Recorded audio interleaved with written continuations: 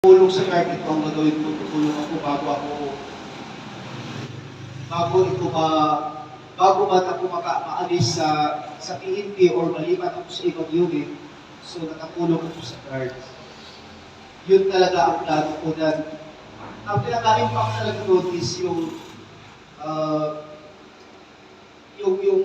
ano natin, former Chief Philippine National Police General Azorin.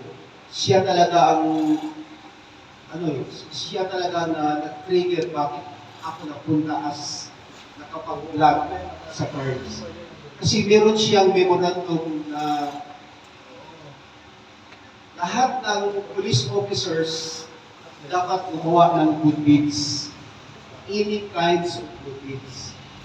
So kaya nga yung naisip ko, guards, yun ang tutulong ako ng guards.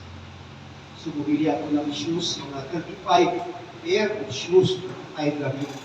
Sarili ko bibili. Ang inisip ko noon, pagkatapos nito, hinto na ako. So hindi pa naubos yung 35 pair of shoes. Marami nang tumawag sa akin, maraming nag-visit sa messenger ko, sa personal FB account ko na tutulong sila. Paano ba gumawa ng mga guards kung pagbibigay mo ng shoes? Tutulong kami sa iyo, tutulong kami sa guards.